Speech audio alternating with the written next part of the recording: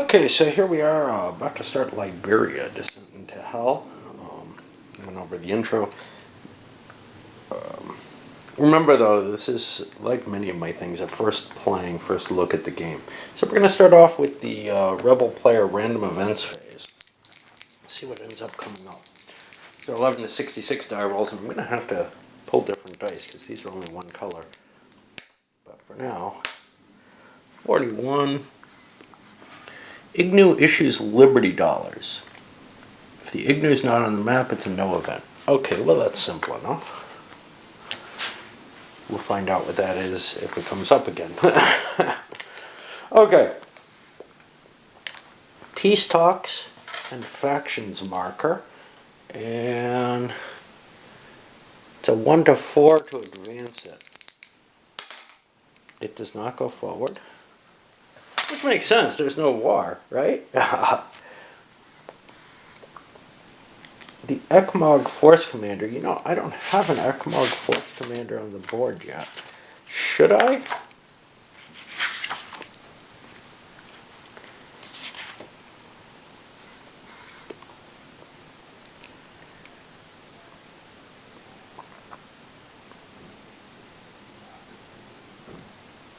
No, I don't think so. Okay. And we don't have to deal with them. Calculate which player has the initiative. Now that was the most juju, right? So that's going to be the rebels go first. Create hostages. Okay, at this point we have to worry about defensive value.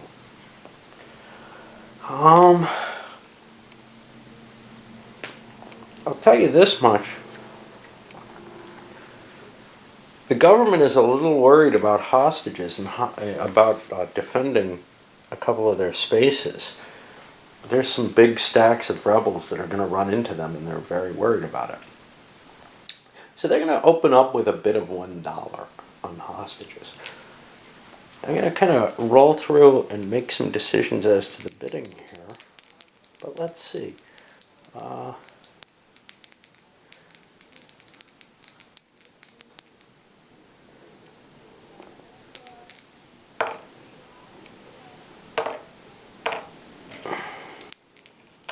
Okay, well, the rebels decide to let them have this one hostage roll. And the government, or $1 hostages, the government's going to buy itself 3 hostages. That'll cost them $3. I don't know why the rebels didn't up the value for that. I did many rolls to try. I mean, I started them off at like $5 and they wouldn't pay that. And then worked my way down. So we got hostages in each of these. That's going to reduce the chance of the rebels attacking. But you know what? The rebels are going to buy 3 as well. That's the only reason I can see they wanted the price cheap. Is they want hostages. Oh, no they don't, because they have to move. And as soon as you move, you lose your hostage. And they're of no use in the Ivory Coast. Great. Okay, so now we go to Zoes. Remember, having more Zoes gives you a bonus in combat.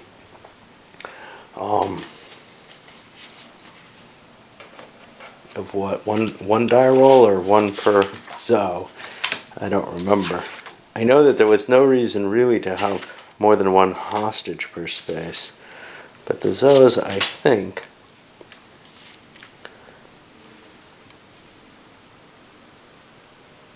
nah, it's just 1 extra die.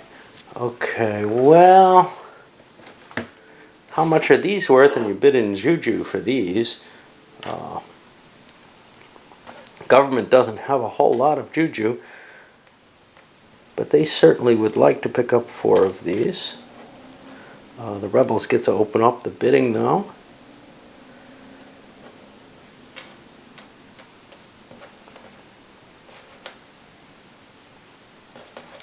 And they're going to open up with 1. Let's see if the government's willing to up the juju cost one way or another.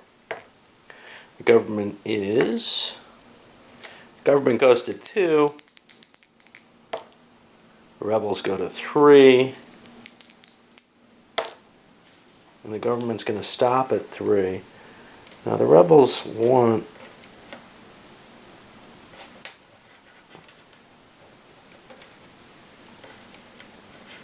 They're going to buy 7. Ooh, that's a lot of juju for one turn. But they think they've got a lot of fighting to do this turn. There's good terrain everywhere. Maybe it's not that big a deal. Maybe all they want to do is prevent the government. See, by getting 7, they'd prevent any government stack from having as many Zos as their stacks would. But for a one-turn shot at 21 juju, that seems expensive. Way expensive. So if the government wants to waste its juju, that's fine. I have to buy at least 1. I will buy exactly 1 for 3 juju.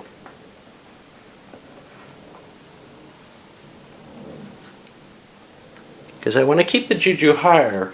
It makes something I didn't mention. If you, depending on your juju, that affects your unflipping ability. Now, unflipping rules are really poorly written. They're very ambiguous and somewhat contradictory.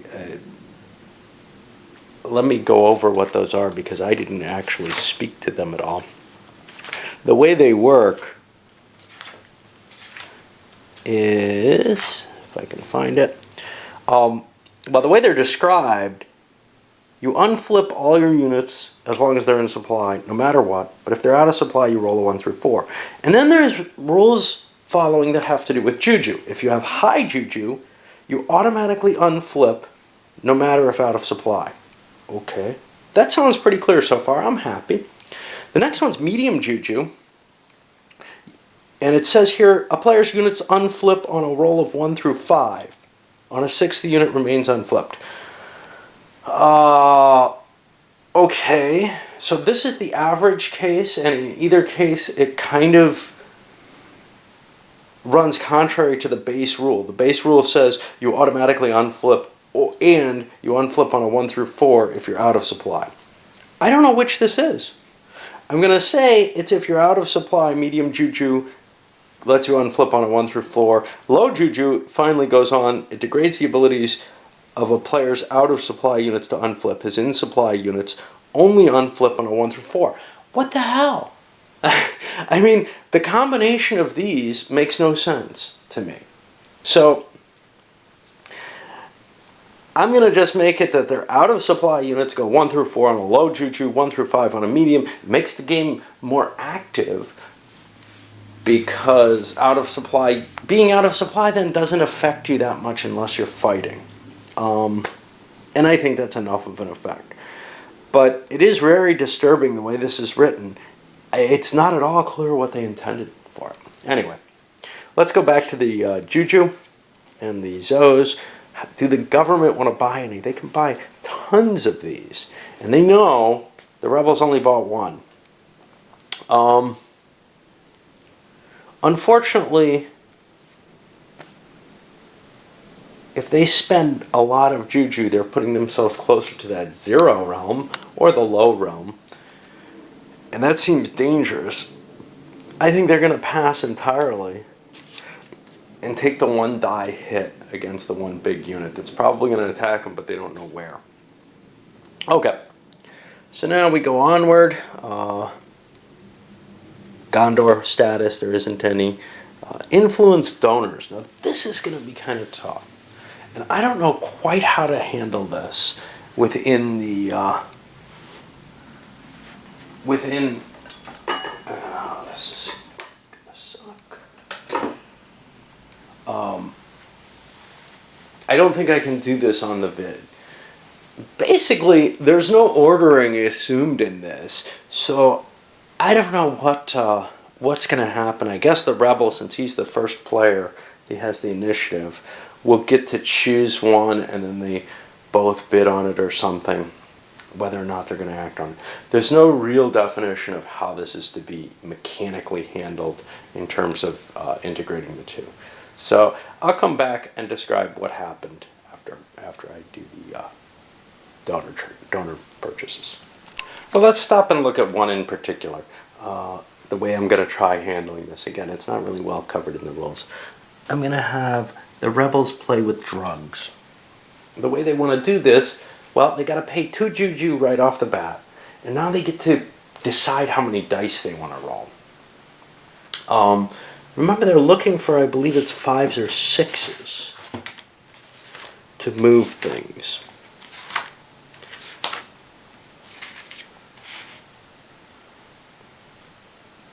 So their chance of actually moving them is low. The payoff, however, in cash for drugs or prostitutes is very good, and money is what the rebellion is low on. So, it's 4 5s and 6s. So I'm going to roll 2 dice for the drug trade for them. Now, at this point, it's not at all clear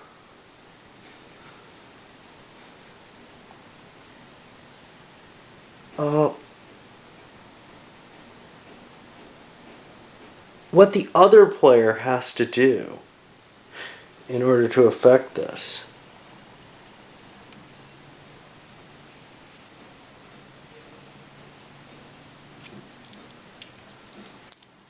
All the examples seem to be only one player rolling. That's kind of disturbing. I think it doesn't really make sense. Well, maybe it does, that one player chooses one and then the other player can choose it again. Because of the 2 boxes in either direction for total movement. Well, yeah, that makes sense. Okay, so he's going to pay 2 juju to get the base roll, and he's going to roll 2 dice.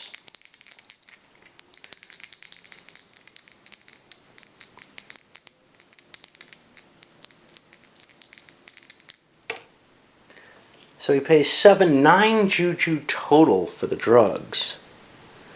That drops him to a 78 juju. And he got 1, 4, 5, or 6, and no 1s. So he moved drugs a space down towards neutral. Now these are already in his favor. These are in the government's favor. That was pretty expensive and it didn't get him anywhere.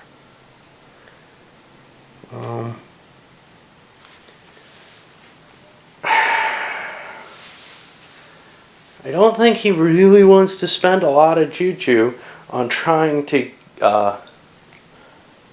get additional payoffs later in the game. It just doesn't feel good.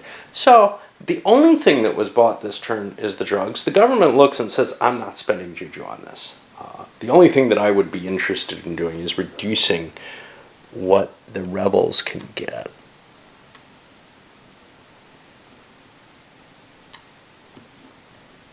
And I just don't think that playing with the donor track at this point makes a lot of sense to me. I'm lower in the juju. Low in the juju. So they're both going to hold up. So now the donors give money and juju to everyone. And I'll note down that only drugs was paid for this time. So let's look at what the rebel gets. They get 9, 13, 15 juju.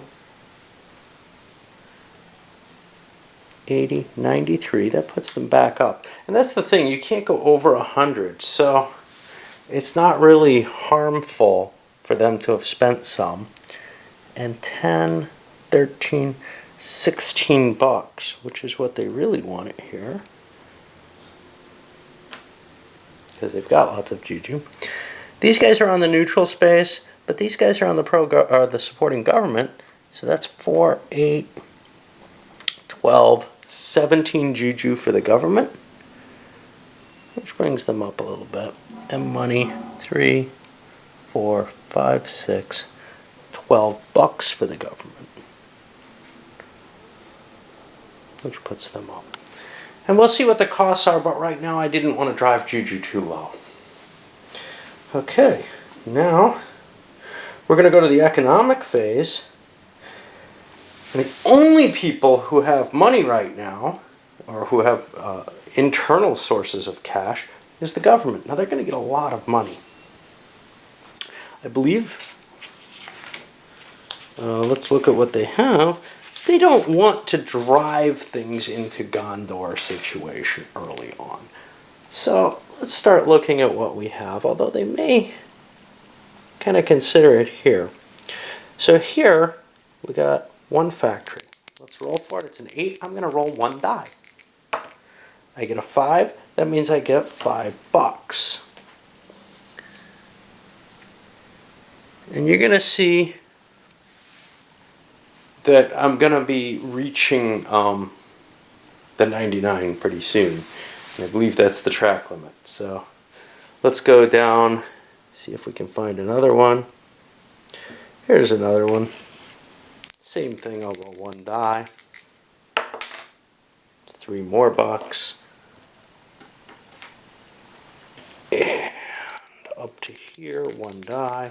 I've got so much of the country and so much money that I don't really need to risk anything. The only question is, do I want to try to pillage areas? And I think the answer is no. I'll go up here. 4. And we're at the point where the next place drops me up to 99. I'm going to just stop rolling. There's no point unless I'm trying to create pillages. Okay. But now we have to lose income and juju due to corruption and scandals. Well, let's look at the government first. 1, 2, 3. I've got 4 stacks. 1, 2, 3, 4. Each with 1 regular leader in it. So I lose $4 and 4 juju. For the rebellion, I have 1, 2, 3 stacks with 1 each, and then 1 stack with 3, so I lose 6 of each. Alright.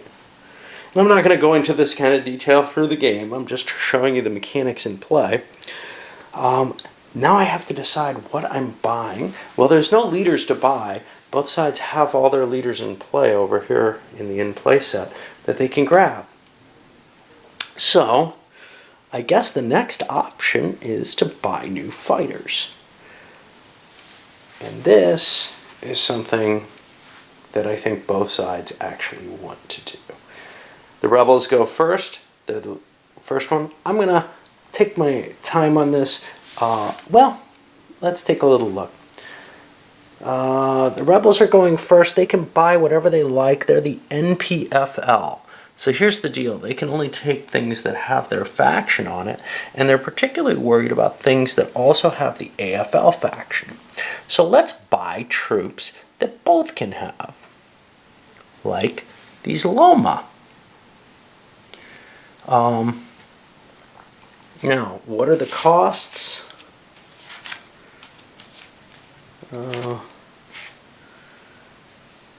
It's only $1 for kids and $4 for men. Okay. Now I have 1, 2, 3, 4, 1, 2, 3, 5. This is going to be hard to count these stacks. The counters are very, very small. They're reasonable quality, but not great. They've got this stupid side mounting. 1, 2, 3, 4. So I've got room for a couple more troops. I could, of course, build more stacks. But let's see what I want to do, because I don't think I want to spend a lot of cash. Kids are good enough. So I'll buy this for $1. And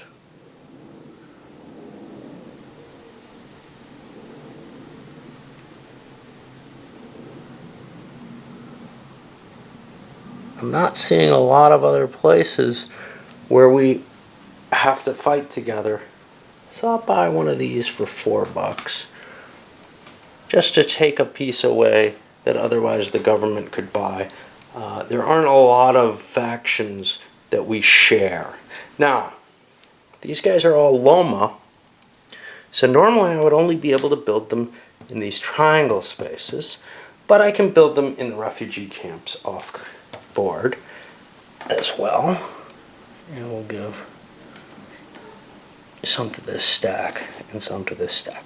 I could have bought a whole bunch more troops and put them on the board and given each stack of 4 or 5 or whatever a new leader.